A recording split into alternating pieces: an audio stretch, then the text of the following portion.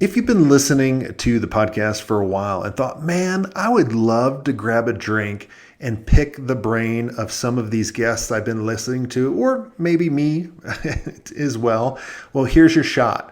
I'm putting on an event this April called Elevate. This is the third year doing this, and we're going to be in Phoenix, Arizona, where we're going to have the top agency owners really come together, share what's working, get real on what's not, and really help each other scale faster. So if you're ready to finally get out of the weeds and grow your agency the right way, I want you to join me and 50 other amazing 7 and 8 figure agencies at Elevate. You'll connect with people who've been there, leave with a real growth plan, and actually enjoy the process. Now, we only have a few tickets left, so make sure you go over to elevatemyagency.com to lock in your spot now. Go to elevatemyagency.com now. You're listening to the Smart Agency Masterclass with me, Jason Swank, and we're bringing you this episode courtesy of our friends at Wix Studio. Let's go ahead and get into the show. Hey, Kriston, how are you doing?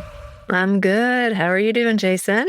Well, welcome to the show. It's good. I saw your name on the docket for an interview today, and I got excited because we haven't chatted in a long time since I lived in Atlanta and we worked together. But tell us who you are, what you do. My name's Kriston Sellier. I'm president and founder of ID8. We are a specialized branding agency, and our mission and purpose is to build the community around us. Awesome. Now, how did you get started in the agency world? I mean, you've been doing it, I think you said 25 years, which had to start it when you were like 10, but tell us, how'd you get started? Well, I got fired and had to, look for a new job. And I thought, well, I always wanted to start an agency, so I'll try both paths. And the path of opening my own agency just started flourishing in the first year. And I had a goal of making $35,000. And from April to December, I made $90,000. And I thought, well, maybe this is something I could do. So that's how it all started. What got you fired? Oh, I left IBM to join 2 other women to start an agency. And I did everything on a handshake deal, and I didn't realize it. I was young and naive, and they said, you're going to be making this much money and we're going to do balloon payments. And I don't really know what that mean, but by month 3, I was barely making, I think I was making like $2,000 a month. And I was like, this isn't what we agreed to. And the next day they had legal papers drawn up and said, you've never worked here. You need to leave the premises. Really? So that was the end. Well, do you know if that business is still around? They were in business for 10 years and then they shut their doors about 15 years ago. Winner, Kriston. Yeah. Good for you. And tell us, what was it like for the first couple of years in the agency? It's hard, but really easy at the same time. So I didn't have any clients and it was just me. And this was in the time of dial-up. And so I was working in the basement and I'd get on the computer to start building my website, and my husband would pick up the phone upstairs and everything would just be gone because you couldn't be on the same line. So, you had obstacles like that. And I had no clients. And so I did a lot of phone calls. I did cold calling. I wanted to work in food and beverage. So I went through the yellow pages and picked out every food and beverage company I wanted to work with. And I did handwritten letters to all of them. And I had a 15% close rate on all of those letters. So that's how I got started. Crazy. When I started the agency in 99, I was going through the yellow pages. I was going through the yellow pages up probably for 2 years, just calling. So we were probably calling the same people because I was in Atlanta when I started that. Yeah, it's crazy. But I don't think I had that 15% close rate. So what was in the letter? What did you say in the letter? I had pre-scripted it, and then my next door neighbor, their oldest son, Bill, was 15, and he was working for me during the afternoons during high school. And so I had pre-scripted it, and I said, this is what you need to write. So he wrote them all for me, but what I had said, and it was this is my name. This is what I'd like to do. I really want to work on food and beverage brands, and I believe your brand has potential, and let's set up a meeting. And that's what I did. It was a long letter, probably 4 paragraphs long. Interesting. Do you do any direct mail now?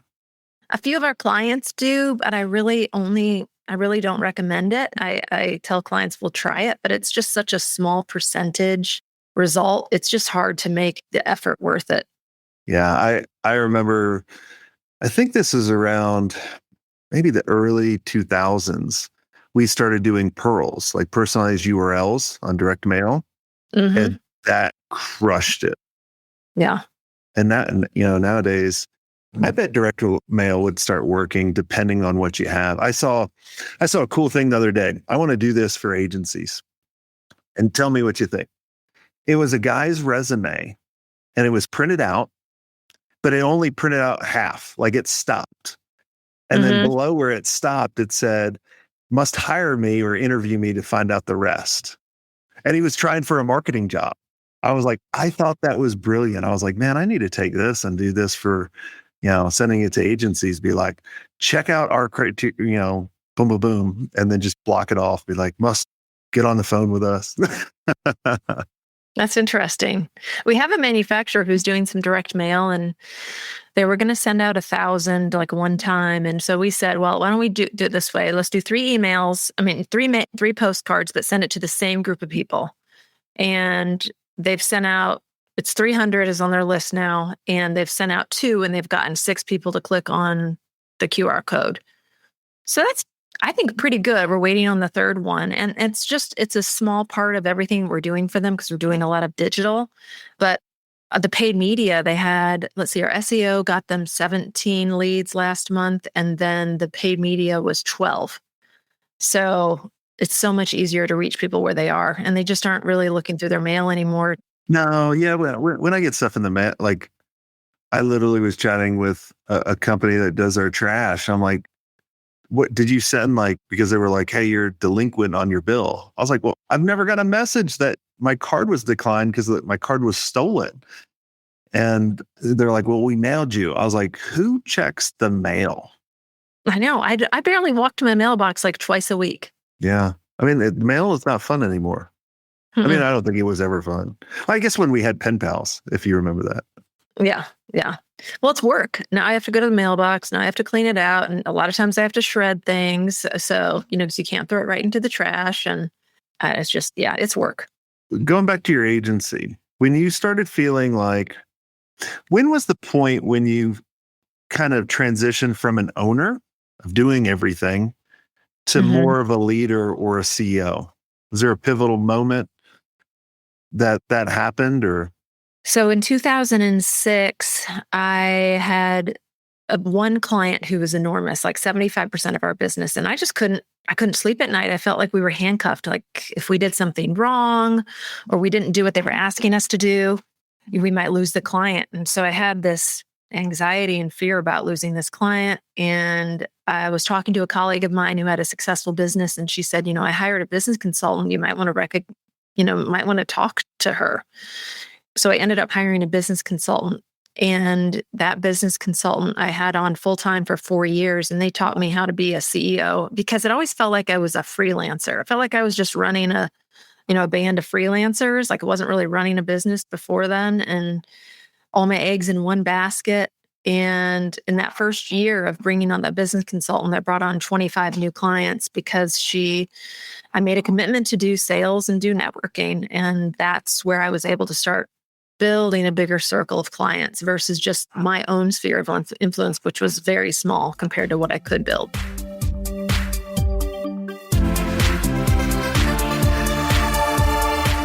Look, your agency adapts for every client, right? Your builder should do the same. That's why Wix Studio is built for the way you actually create. AI-powered site mapping lets you get straight down to the design. Whether you shape things in Figma or start in Studio, your vision's coming to life quicker with no-code animations and built-in responsiveness. And for client growth that actually scale, you've got extendable business solutions and a dynamic CMS. Scale your agency at wixstudio.com.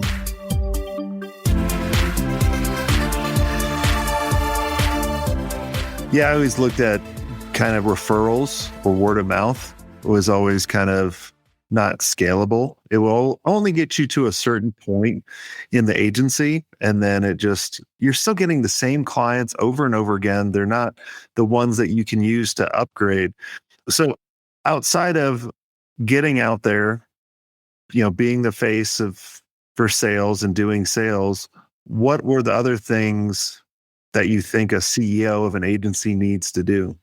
To get more sales or to grow? Just to grow. I think I always say the smartest people in the room are the people who surround themselves with experts in each of their own disciplines. And so it's really having that advisory board of smart people who are going to really tell you the truth, the things maybe you don't want to hear, but you need to hear. And, that's, consultant in your finances, a consultant maybe in HR, a consultant in what should you be doing for your own marketing and your own branding, a consultant on sales, bringing in those smart people to really help you look at things from an outside perspective. I think that's the biggest thing. Yeah. Yeah. I always looked at it as when I kind of break it out into kind of 4 or 5 roles. One is kind of what is the vision I need for the agency? And then letting everyone in the agency know, which allowed everyone on the team to make decisions without coming to me. Because I remember in the days where every decision had to flow through me. And I couldn't leave on vacation. I couldn't go to, my son's basketball practice or football practice or wherever. I always had to be there. But when, I came up with that vision and everyone knew it, now they could make decisions a lot of times better than I would. I also looked at it as kind of, do you feel that your job is managing your team or coaching your team? Definitely a coach. Yeah, I feel much more like a coach. And I say that the best quality in a team member is that they are coachable. They are open to hear feedback. They're open to hear, they want to be better. And I try to be more of a coach to everybody than anything else.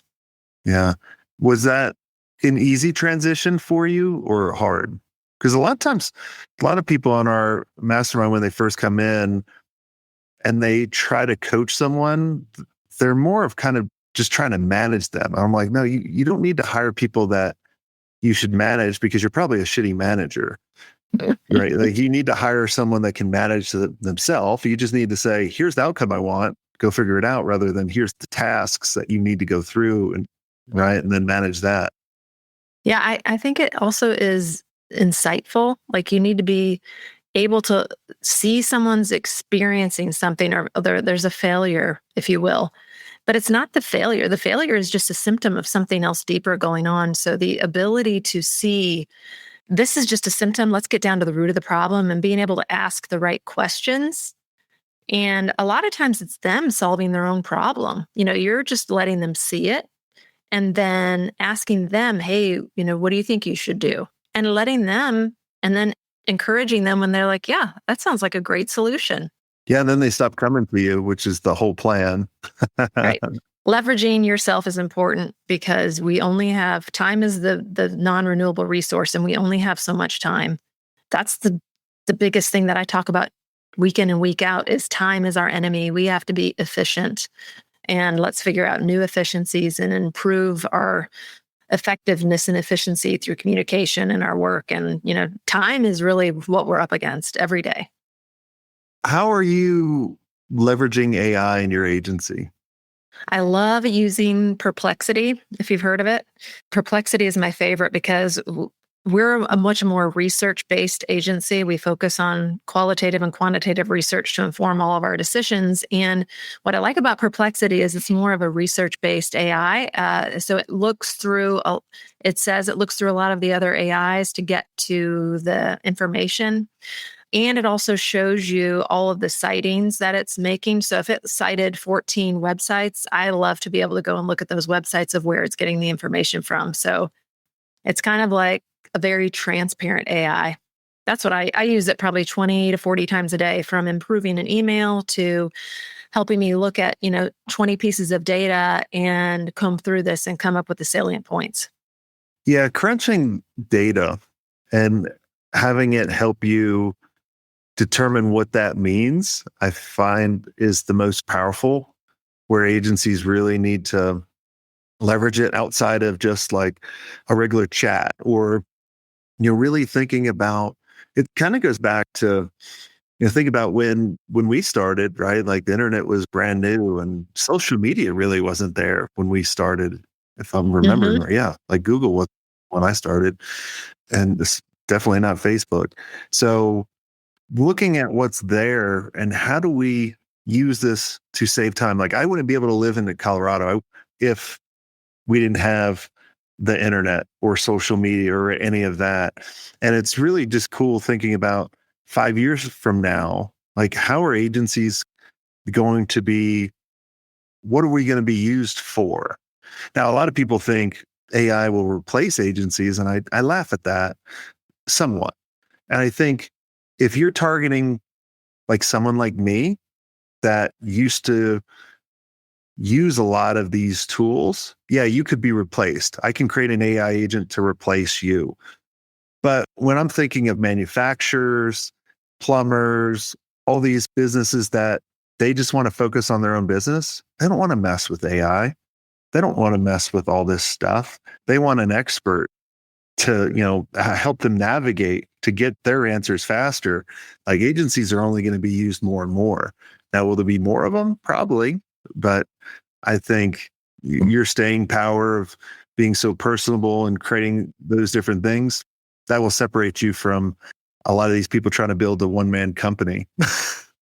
Yeah, I hope so. I mean, that's the hope, is that the value is AI plus human, not just AI and not just human. It's being able to figure out how to utilize that as a tool in our tool belt and make us smarter and better and more resourceful. And I was at a conference in July, and it was for all the women business enterprises in the US. So there was just loads of women marketing companies there. And what I was hearing was that they're getting more business now because a lot of the larger organizations are letting go of their marketing departments and outsourcing to agencies right now. So there is a shift for that. And I think because, you'll see the ebb and flow in corporate. They bring all the marketers in, then they let go of the marketers, then they let them all go. Then they bring them in, then they let them go. And I think we're probably in a life cycle of letting go of the internal marketing and outsourcing because there's more innovation with an agency.